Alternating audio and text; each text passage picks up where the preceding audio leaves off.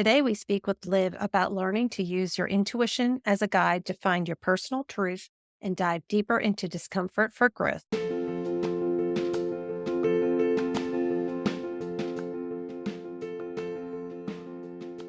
Welcome to the Wellness Empowerment Project. I'm Trish. And I'm Julie. We are two nurses exploring holistic healing and wellness practices to empower you to be the leader of your own health.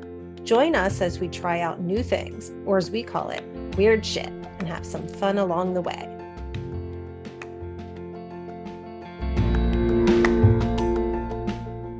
Hey, welcome to the Wellness Empowerment Project. Today we have Liv, who is a Kundalini yoga instructor, entrepreneur, and solo mama of two, and she's a lover of experience and wisdom. She's been teaching Kundalini yoga since 2018, and with practice and teaching has developed a unique connection to this technology. She offers coaching through her soul archetype mentoring program and co-owns and operates Sorella Market, a sustainability-focused general store and marketplace in Pittman, New Jersey. Welcome, Liv. Thank you. Thanks for having me. Hey, Liv. Hello. Nice to meet you, Julie. Yes, nice to meet you as well.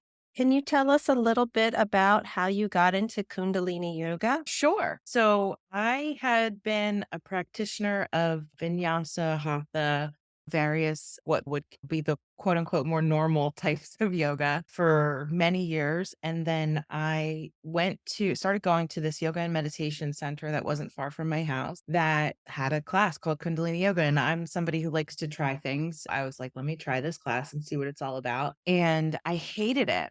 And so, because I hated it so much, I realized the reason why I hated it was because I confronted myself in ways that I had never confronted myself. In Kundalini, we hold postures for long periods of time, specifically with your arms in the air, which was what we did that night. And I was like, this is the worst thing I've ever done. But then I was like, this is the thing that I have to do to move through some things to clear the way. I hated it and knew I needed to do it. So I started practicing and then always knew I wanted to be a yoga teacher of some kind. Once I started practicing a little bit, I decided I wanted to get trained in teaching this kind of yoga. Other than the fact that I was laughing the whole time, I love the way you're like, I absolutely hated it.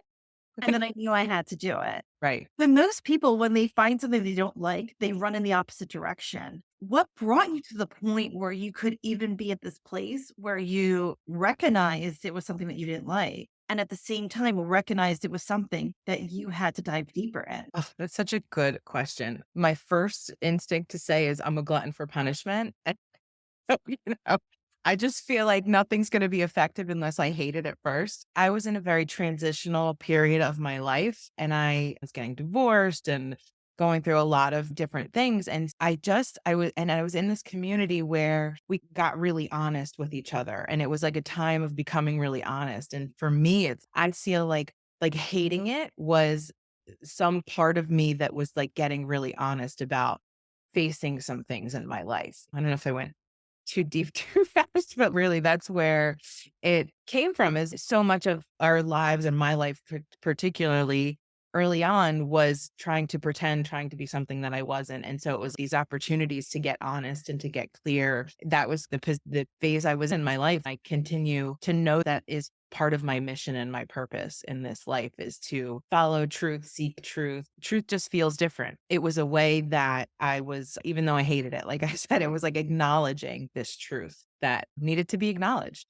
That really resonates with me, the truth piece, where I feel like that's something that I've been seeking my whole life, just to be true and genuine to who you really are. But it is a different approach when trying to figure out what you actually really don't like and is not right for you, and what you don't like, but what you really need. I think that's a challenge for a lot of people. Yeah. And do you think that there's certain things that kind of trigger you to know the difference between the two? Yeah, it's really getting in touch with your intuition, right? It's knowing that discomfort isn't always bad. Discomfort is sometimes the way we have to go for growth. Our Discomfort just means that not the only thing, but one way it means is that it's just uncomfortable in our nervous system. But if we don't get uncomfortable in our nervous system, then we never reach new levels or whatever, if you want to think of it in a hierarchical kind of way. I think that knowing, oh, I hate this, this isn't for me, it's a different feeling in your body. It's a different sensation. It's a different connection in your intuition. I hate this. And oh my gosh, I think that this is like an ego hate and I really need to do this to lean in. It feels different in your body. It's important to be attuned to what that feels like in your intuition, which takes practice. For me, it's a long journey to get to that place where you can actually feel the difference because it can be subtle, but lots of different ways to get there, though. What I heard you say, Liv, was that finding your truth is really diving deep into your own intuition. I find that to be a very fascinating definition because a lot of people nowadays define truth as an absolute, and it's an absolute that everyone can agree upon. That's not necessarily the type of truth that you're speaking about. Yes, I think of truth. So in Kundalini, we use the mantra Sat Nam. Sat Nam is in words, it means the truth of my identity or my identity is truth. But when you try to just put that into words, the meaning to me just fails. It's something that you have to really connect with to know the truth. It's like I said earlier, the truth sounds different. It feels different. So it's knowing what is right for you. Because even though we're all like living this life, not everyone has the same truth. Oh, it can be so nuanced though. There's so many different directions. It sounds like truth. And obviously, being a Kundalini yoga instructor, we could probably dive deep into this, but truth is a vibrational frequency. Right. And we all have our own vibrational frequency to Yes. tap into. Yes. You said that way more eloquently than I did. Thank you.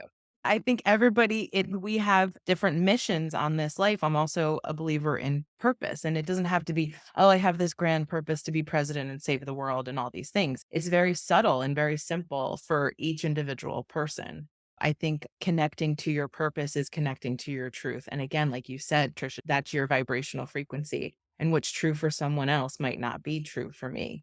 Even though there are truths that are the same for everyone, not every truth is the same for everyone. I think for many people, having that connection to what that vibrational frequency feels like is like traveling to a distant planet. Yeah. Where do you start? You always hear about what is your purpose in life. And even from the time that you're 4 years old, people are like, what are you going to do with your life? What do you want to be when you grow up? Woo, that's a lot of pressure. Right. To figure that out. But there is this innate human question of who are you and what is your purpose in this life? But I don't think that we connect that vibrational frequency that you are both speaking about to help you find what that purpose is and what is your truth. Because I think you're right. There's a different truth for each person in different ways. What are some first steps for somebody who may feel really disconnected from their body right now in order to even understand what that means? Take a deep breath. That's the first step. Slowing down, which is something that is so foreign for so many of us. But I think it's essential. You have to be able to get quiet. You have to be able to slow down a little bit. You have to be able to spend time with yourself in some way, shape, or form, whether it's doing something or not doing something. You have to be okay being alone because otherwise you can't get quiet enough to hear it.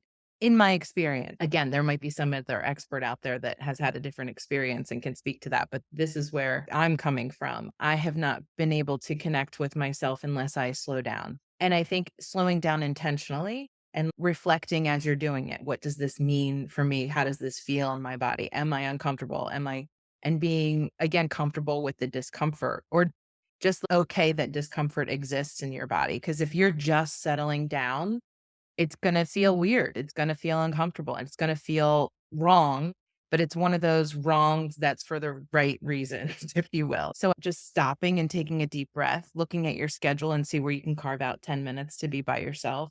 I also am a big fan of journaling. Journaling helps me to hear my voice louder than the other voices or the made up voices in my head. I feel like journaling, you're writing, your arm is an extension of your heart. So writing, you can really connect with your heart and with what you're feeling more deeply than in your headspace. I think writing, I'm a huge advocate. I'm a writer as well. So I'm a big advocate for that. Liv, you also mentioned the beginning about community, that really helping you to get radically honest with yourself. And in the same notion, it also helped you embrace discomfort. How did you get into that community? What type of community was it? How was that connection established? It's funny because I wouldn't recommend that community in particular now and all these years later, but it was my first introduction to really feeling supported. It wound up being very codependent and had to be teased out. But I think that it's okay to go through those kind of things to find the right community. That's important to note. But community in general, I'm definitely in more supportive communities now. It's a way where it provides a space where you feel held so that you can let your guard down and feel like it's a safe place to be honest with yourself. I think that's a big thing. Yoga studios can provide that. You can have community in work. You can have a group of people that kind of come together where you vent about things or talk about new ways to do things, new systems, whatever. But community is what it's to me an antidote to a lot of the problems that we have in our society right now with addiction and all these other things is finding these places. Now, how to find that place, I can't tell you exactly how to because it's regional. You have different things available to you, but there are ways. Yoga studios are a great way. That's a great door if you're into that kind of thing. I was going to move us over to soul archetype map. Can you tell us what those are and how you create them? Absolutely. Soul archetype map is something that I came up with that's really driven by me wanting to connect with my inner voice more. This is like another way to connect to your inner voice and maybe in ways that you haven't necessarily thought about before. But then when you read something about yourself that is true that you hadn't considered, it hits differently. I've always been interested in astrology from when I was a little girl. I would get the paper and read my horoscope. It's terrible.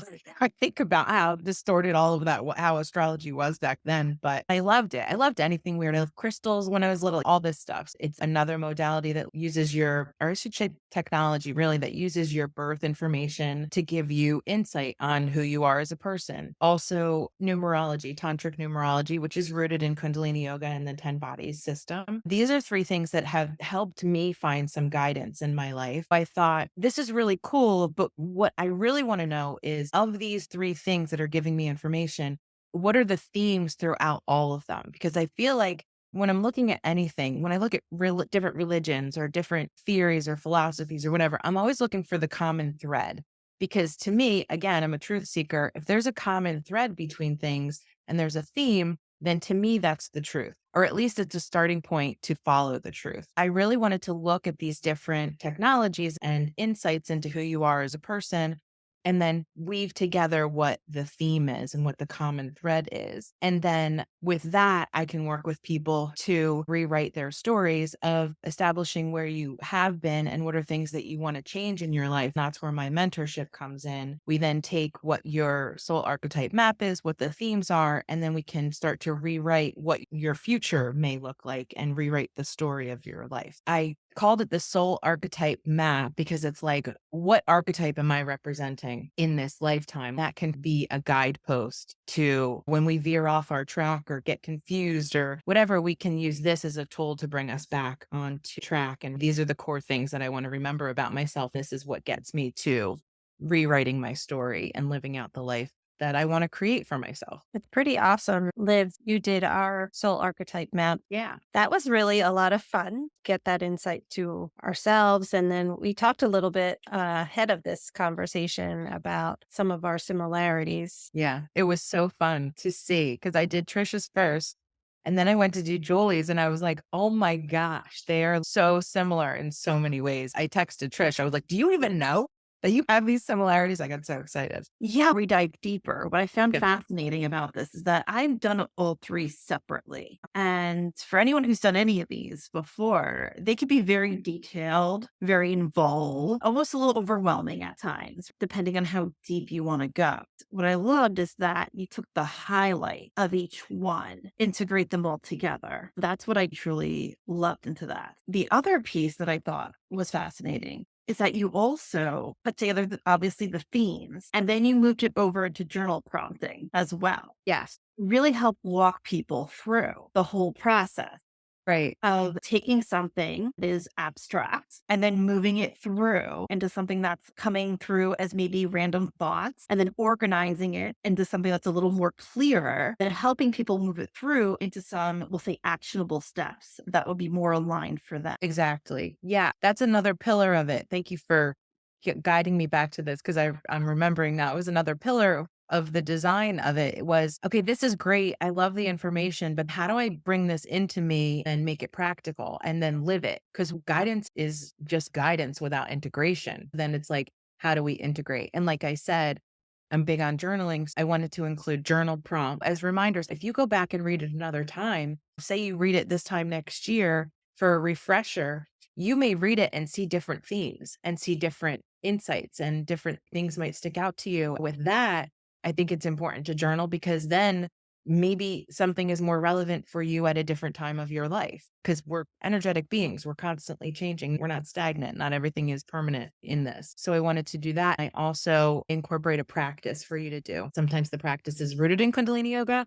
Sometimes the practice is go for a walk in nature because that's what I feel intuitively is most appropriate. Depends on what comes out, what themes stand out. The practices have looked very different for every person. Not one has had a repeat yet, which is interesting. That is interesting. I was wondering how fixed these were. Is it your intuition as you're going through the process that leads you to something that feels different? There's definitely some sections that apply across the board, some of the descriptions for the different type and human design. Is it okay if I say what your designs are? Sure. Okay. So you're both manifesting generators. And so with that, you have the same explanation of what a manifesting generator is here. A lot of the human design is the same. There's set descriptions.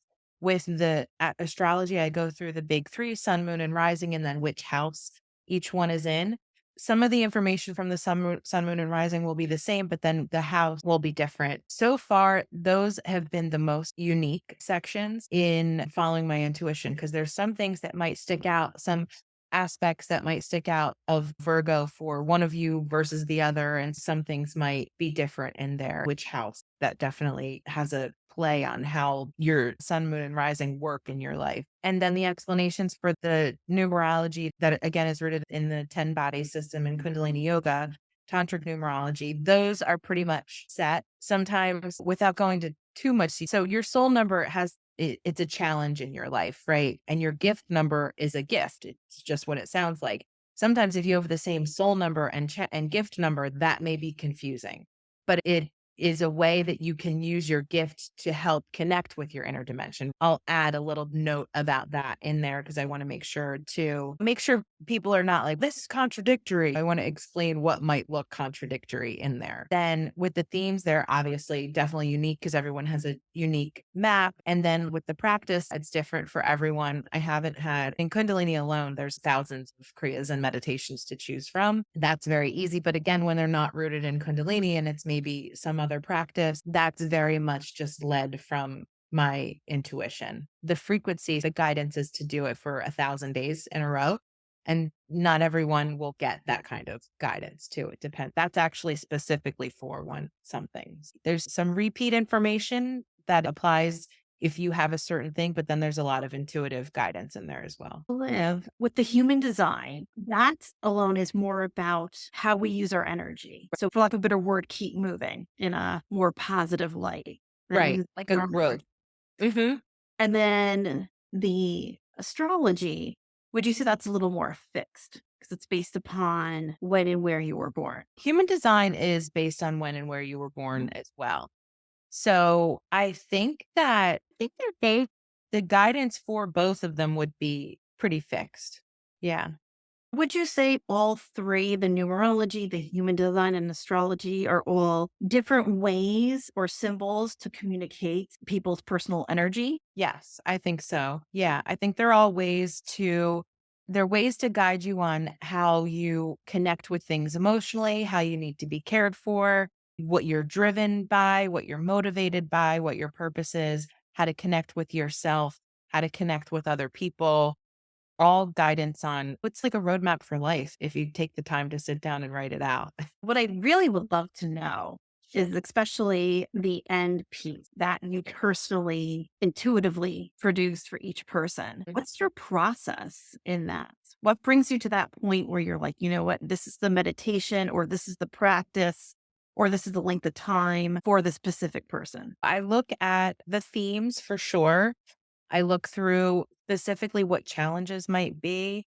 I'm big on working towards clearing blocks so that we can realize our full potential, whatever that looks like. A lot of times there will be so I'll use you for instance, Trish. Is that okay? Yes. Okay, great. So you are a double Virgo sun and Virgo moon, which means that you can be very heady about things, right? Virgos are analytical by nature. And so the shadow of analytical is maybe over analytical and thinking a lot. There were a couple of other things that stuck out to me too with this, but specifically the meditation that came up. It's interesting because your meditation, I had done this meditation before actually in my teacher training. And I remember loving it. I love the mantra that goes with it. You imagine water while you're using the meditation. And I'm a Pisces moon and a Cancer rising. So I have a lot and an Aquarius, which is not a water sign, but a water bearer. So I have a lot of water in my chart. I always think of water as such a cleanser. It seems almost like a salve for a Virgo, just intuitively, again, from what I know. And so I thought of this as I searched and I couldn't find what this meditation was because I wanted to give it to you exact and I couldn't find it. I was like, I can't not give her this meditation. It just feels like this is the meditation for her. I wrote it out by memory. And then you actually asked for more information in a place where I also could have asked for it, but didn't think of it. That's why we will work together, right? This is community right here. And we realized that it was rooted in grief practices. And again, I don't know if there was anything that was relevant necessarily with it as it being a grief practice for you, but it just felt it's a very cleansing meditation. And it just, again, it felt right. I couldn't not give it to you. And then also it was guidance to do it for 1,000 days. That is because your karma number, I think, is 9. Yes. And 9 is mastery or mystery. 9 is all about the subtle body and connecting with our subtle body. With that, the guidance, there's teachings that say in order to connect with the subtle body and master things, so things are no longer a mystery, you can understand everything. It's to do something for 1,000 days. That's where that guidance came in for the length of time to do it. I will have to say that since you did give this to us, I'm currently in the middle of a 1,000-day meditative practice. And I did start this one too, because I also am a glutton for punishment. Yeah. This is such a different feeling than my other practice. My other one's more of a breathwork practice, and this is more of a mantra practice. Right. I will tell you, I feel very uplifted after I finish this meditation. I really do. I can't say I had anything specifically over grief, but I also trust that the meditation is going to do what it needs to do and that things will come up over the time, that things that I probably thought that I resolved and worked through that maybe I didn't. But at the same time, I feel like this particular meditation, especially with the water and the flowing and the cleansing, it's more of a healing process, more gentle. If that makes any sense. It makes a lot of sense. Yeah. I think we think of grief as a very heavy emotion that weighs us down, where I feel like this meditative practice is more of we're healing that residual grief. We're healing that sadness Yeah, in a absolutely. very, in a more healthy way. Yeah. Yeah. In a nurturing way. I can hear that for sure. I connect with that. That was something that was a little bit surprising to me about just this gentle practice. It's something that I've been trying to wrap my head around. I work out just about every day, but it tends to be more intense hit training, weight training, running. And that's something that I was in the army for 31 years. And so I'm used to like attacking things. Yeah. But recently, I have had this feeling of I need to start a devotion to myself and a more gentle caring for myself. Amen.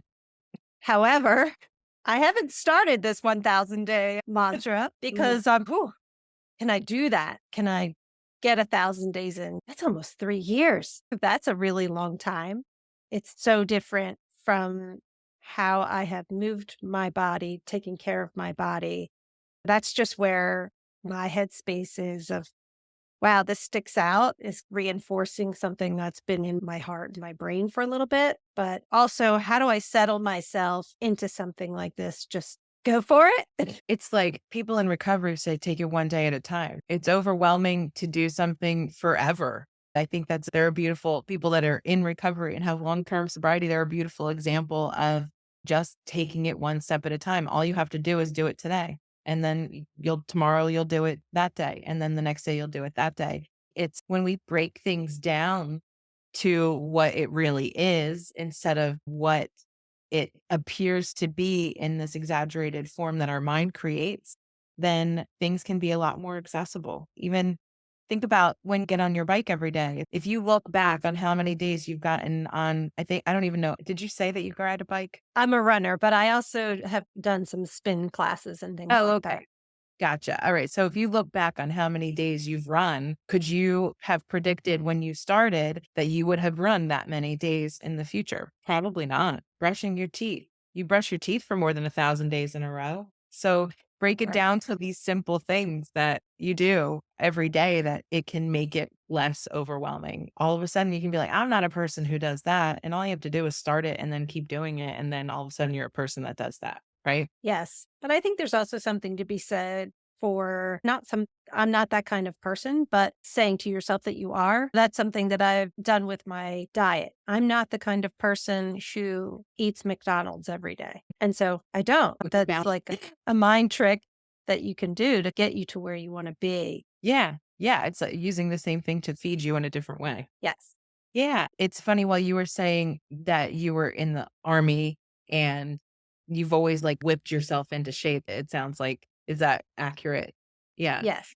So it's funny because I teach this workshop that is called Nervous System Boot Camp in the Energy of Ma. So we can whip our nervous systems into shape, but it's really, we have to love our nervous systems into shape. So like bringing in the energy of Ma is the mother, it's the divine mother. So you can work hard and you can do all these things, but it doesn't have to be in suffering. It can be in love and support and energy. I think bringing those two things together are really important. Sometimes when we're trying to soften a little bit, we might totally get rid of those other practices that are more rigid and disciplined. But really, there's a beautiful weaving that can happen between the two. It doesn't have to be either or.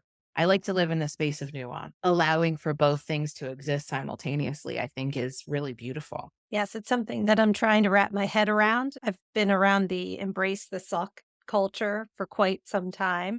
Yeah. And I really identify with it. And many times that's what gets me up off the couch and continue to have that discipline. It feels like a very different energy of, okay, how do I approach this? It's almost foreign to me because I've been in that go mode to get myself to do things, to accomplish things. And so trying to work with that in just feels very different. Totally. I could see it in your body as you're explaining it. You're literally like moving your shoulders back and forth, trying to like bring it down into your body. Yes. I don't know what that feels like. I can equate it to how I am at the end of the workday and I come home. I've been moving and going and talking to so many people all day long. It's really hard to settle and to try to soften how I'm caring for myself. It's just a very different way. I think something that I have not honed that skill, honed that practice into my life just yet. Is it okay if I ask a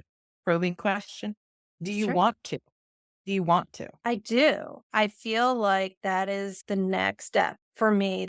I'm moving into a different phase. It does feel like there are many things that are pointing me in this direction. I am an intuitive person. And so it's like, okay, all signs are pointing to go this way. Sounds like I need to go this way, even though it's not comfortable, like you said, but it's something that it just keeps resonating and keep coming back to me. And so I feel like, yes, that's what I want to do. I need to listen and I want to listen. Yeah. So then set a day that you're going to do it and then just do it that day. Use your discipline that you have and bring it forth to this practice. Do Okay. it. I'm commanding. Tomorrow. I need a little bit of that. I need a You deadline. have it. There's your kick in the butt. Go love yourself, damn it. I love your question because it was pretty much exactly what I was going to say is that what I love what Julie was saying is that we have a choice. We have a choice. Our reality is not fixed. Our future is not set in stone. 100%. If we make the choice and we change our habit, we then can change what our future looks like. Yes. I think that's the huge piece of it. I think so many of us get stuck in this is the environment we've been in. This is the culture that we've been in. And when we get these signs, we pass them to the side because we still have our to-dos to do every single day. We need to get things done. We don't create the time and the space to acknowledge the signs, to start questioning what they are, to start seeing what does that mean for us, and even start to contemplate what does this even look like in my daily life. Yeah, that's such a big part of it is imagining what does this look like in my life? And Julie, that it's foreign because it's not something that you've done, but just because it's foreign doesn't mean that we don't do it, right? There's a lot of things that I've done in my life that have started off real foreign and uncomfortable, but then you just wind up doing it. We don't have to make these practices unique in that. I love that. Growing up, I thought that by the time I hit this age, which I just hit 50, that thanks. I thought I would have it all together and that life would just be on this coasting, but I'm not coasting. I also don't really believe that I should coast. If I'm 50, if I'm 20, if I'm 90, I should continue to evolve until I leave this earth. But I also have this frame from my childhood of where I would be and what I would be doing at this point that I would have it all together. So I got to reconcile that some way. Radical self-acceptance. And I think we've all felt like that at some point. I feel like I did. We're asked at a young age, as we said in the very beginning of this, what do you want to be when you grow up? What do you want to do when you grow up? That's almost defining our identity at a very young age. Right. It's being very defined on your profession and your credentials, at least in America. A lot of that's what it looks like. I think a lot of us are getting to this point where it's, no, I want more than that. Or I thought I'd be done. I hit this point. I thought I'd be done and I'm not. So I don't have the feeling that I want. Yes. I've checked these boxes, but still doesn't feel the way that I thought I would feel. And I loved how Julie put it. I thought I'd be a little more coasting. Oh, I did it all. Now let's relax for a bit. And it's no, not really. Yeah. It's funny because I can show you not the opposite, maybe like the inverse a little bit in my life is that I checked boxes. I blew all that up. Then I checked boxes again. Then I blew all that up again. And then I started focusing on the feeling. So now I have a little bit better feeling in my life. But at 43, I don't check a lot of the other boxes. And so I'm reconciling that I don't have all the money that I thought I was going to have. I don't have a lot of the partner that I thought I was going to have, all of these things, but I feel good. And I know that I'm on a trajectory where some of those things will fall because my intuition is telling me, keep going on this path. You're finally bringing yourself forward and that will be rewarded, but you're still healing. You're still changing your energetic frequencies, all these things, solving for, you might not be checking the boxes right now, but you have all of these other things that really you're getting to the root of things. It's interesting because I feel like, again, it's the same thing, just a different perspective of it. Does that make sense? It's a new phase. And I think I'm in the midst of that phase too. I also not necessarily, I checked all these boxes and I'm like, that's not it. And now I'm this whole different phase where I am trying to look at my life in a whole different perspective. I'm redefining success in my life in a whole different perspective. Yeah. And it's more about how do I feel every day? Am I doing what excites me? Where's my energy level? I remember I used to say at the end of almost every week, I have nothing left to give anymore. Yeah. Usually about 1:00 on a Friday. And I was so emotionally drained that I was wiped out and I was done. I definitely don't say that anymore. And I definitely have energy to participate in activities over the weekend now. And even some during the week too. So I'm redefining what my life looks like, more about how do I feel and less about have my boxes been appropriately checked. Yeah. Yeah. I remember a teacher that I've never met. She was online and I read one of her books, Danielle Laporte. I don't even know if she still talks about this, but it was a major impact on my life. She asked not what you want your life to look like necessarily from the outside, but how do you want to feel? How do you want to feel on the inside and define those things and start from there. It's interesting to approach things from that way. Now the fringes are starting to bleed into regular society and those questions are starting to become more prominent. Thank God, in my opinion.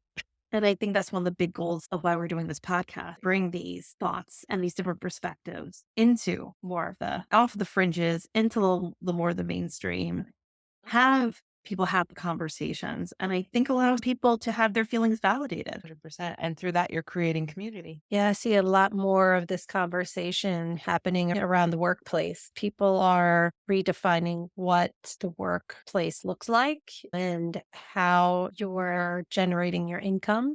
That's been a big topic of conversation of how you support your staff and your team. It's become more apparent of a need for our society moving forward coming out of this pandemic. Yeah. The pandemic did a lot for us in many ways. I think it did. I think it really highlighted, people call it the great pause. But for those of us that have been in healthcare, it wasn't a pause.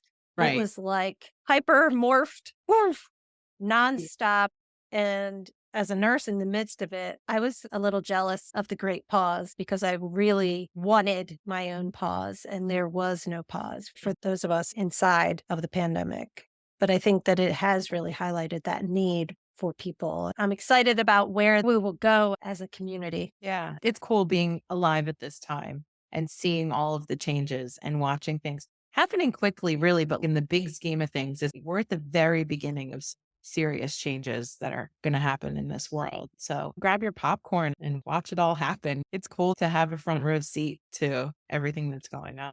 What else can you tell us about how these different mantra practices would be for just the regular person? If you don't have a soul archetype map put into place, how can somebody work a mantra, finding the right mantra for themselves, as well as just how to do that? Yeah, how to work with mantra. I tell people that if you do nothing else, breathe deeply and chant mantra. The beauty of both of those things is you can do it anywhere. You can chant mantra in your head. It doesn't have to be out loud. As far as finding the right mantra, if you have any of the streaming devices, Spotify or Apple or whatever, wherever you're listening to this, you can also listen to mantra, likely.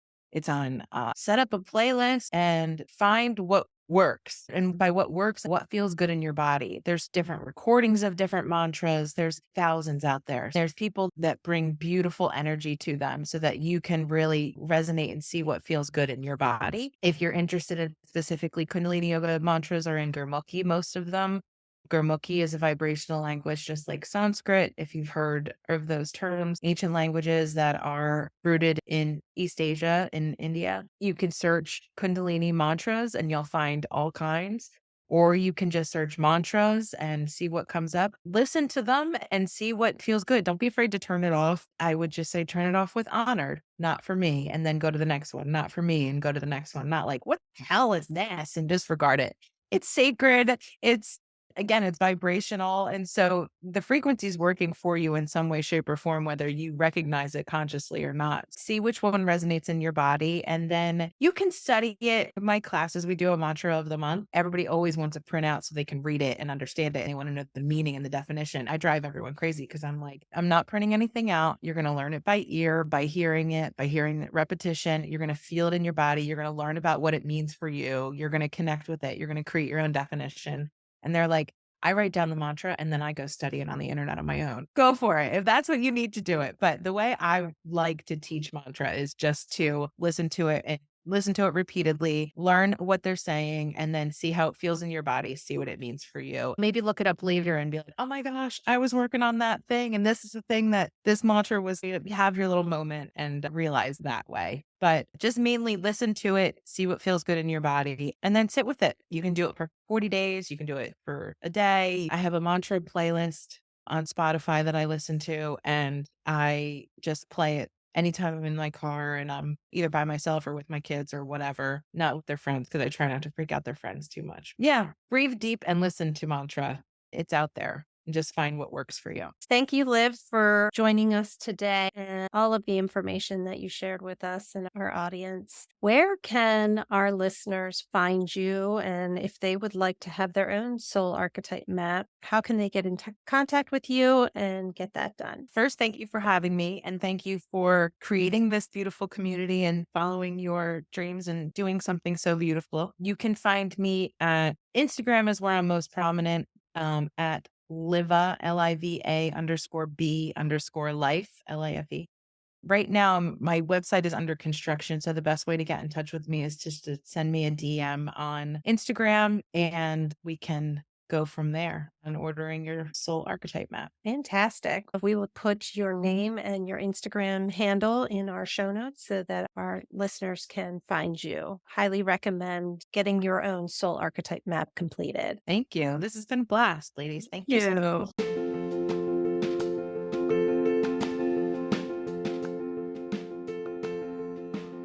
Thanks for joining. If you enjoyed this episode, please follow, subscribe, and share with a friend. Want to learn more about a specific topic? Drop us a line on our website and we can explore it deeper with you.